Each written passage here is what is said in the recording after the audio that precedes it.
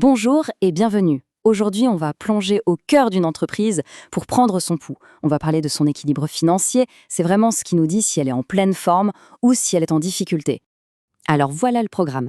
On va commencer par décrypter le bilan, qu'on peut voir comme un carnet de santé. Ensuite, on verra la règle d'or à respecter absolument. Puis on prendra les 3 signes vitaux de l'entreprise pour poser un diagnostic clair. Et enfin, on verra que tout ça, c'est un art, l'art de garder l'équilibre. Allez, on attaque tout de suite. Pour savoir si une entreprise va bien, il y a un document de base, un point de départ incontournable. C'est la question essentielle, n'est-ce pas? Pour y répondre, il faut devenir une sorte de détective financier, savoir lire entre les lignes. Et c'est justement ce qu'on va apprendre à faire en commençant par l'outil numéro 1, le bilan. Pour que ce soit plus simple, on va utiliser une image. Pensez à l'entreprise comme à un corps humain. Eh bien, le bilan, c'est son check-up complet chez le médecin. C'est une photographie à un instant T qui nous dit toute sa condition. En fait, un bilan, ça répond à 2 questions très simples. D'un côté, les ressources, d'où vient l'argent, du capital, des prêts bancaires, des crédits fournisseurs. Et de l'autre côté, les emplois.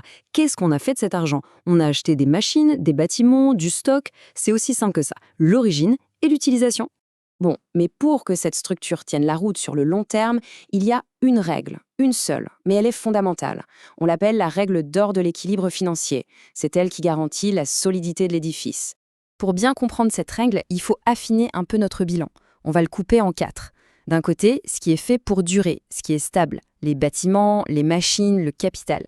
Et de l'autre, ce qui bouge tout le temps, ce qui est circulant, les stocks, l'argent que les clients doivent, etc. C'est la différence entre le long terme et le court terme, c'est crucial. Et là voilà cette fameuse règle d'or. C'est du pur bon sens en fait. Ça veut dire qu'on n'achète pas quelque chose qui va durer 10 ans, comme un bâtiment, avec un crédit qu'il faut rembourser en 6 mois. La durée de vie de l'investissement doit correspondre à la durée du financement. Logique, non? D'accord, mais comment on mesure tout ça? Comment on vérifie si la règle est bien respectée? Eh bien, on va prendre les signes vitaux de l'entreprise. Il y en a 3, le fonds de roulement, qu'on appelle FR, le besoin en fonds de roulement, le BFR, et la trésorerie nette, l'ATN. Le premier signe vital, c'est le fonds de roulement, le FR. Il faut vraiment le voir comme le matelas de sécurité de l'entreprise. C'est une réserve d'argent stable, mise de côté pour encaisser les coups durs et pour financer l'activité de tous les jours. C'est un peu l'amortisseur de la voiture. Et pour le calculer, rien de plus simple. On prend toutes les ressources stables et on en déduit les emplois stables. Si le résultat est positif, c'est une super nouvelle. Ça veut dire qu'après avoir financé tout le long terme, il reste en surplus, un coussin de sécurité. Le deuxième indicateur, c'est le BFR. C'est le besoin en cash généré par l'activité elle-même.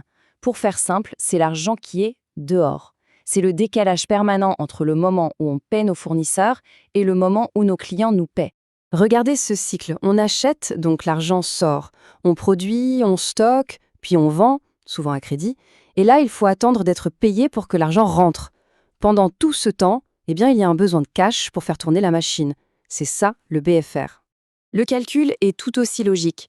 On additionne ce que l'entreprise possède en stock et ce que les clients lui doivent, et on enlève ce que l'entreprise doit à ses fournisseurs. La différence, c'est le montant qu'il faut financer au quotidien.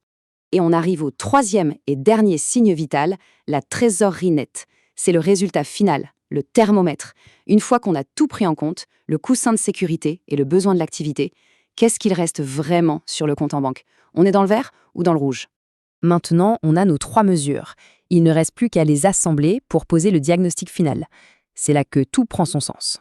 Et voici la formule magique qui relie tout. Notre coussin de sécurité, le FR, moins le besoin de cash de notre activité, le BFR, eh bien ça donne exactement la trésorerie qu'on a en banque, l'ATN. Le surplus, moins le besoin, égale le résultat. C'est d'une logique implacable. Prenons un exemple chiffré. Ici, notre entreprise a un coussin de sécurité, un FR de 13 000. Son activité, elle, a besoin de 3 000 pour tourner. On fait la soustraction. 13 000 moins 3 000, ça nous donne une trésorerie positive de 10 000. Ça, c'est le signe d'une entreprise en parfaite santé financière. Le matelas couvre largement les besoins. Visuellement, ça donne ça. À gauche, la situation saine. La barre du FR est plus haute que celle du BFR. Le surplus couvre le besoin et on a du cash. À droite, c'est la situation à risque. Le besoin est plus grand que le coussin de sécurité. Là, l'entreprise est en tension. Elle doit trouver de l'argent à court terme, souvent avec un découvert bancaire, juste pour survivre au quotidien. La conclusion de tout ça, c'est que l'équilibre financier, ce n'est pas quelque chose qu'on atteint une bonne fois pour toutes. C'est un processus dynamique, un ajustement permanent. C'est un art vraiment. Si on devait résumer en quelques points, tout part de la règle d'or.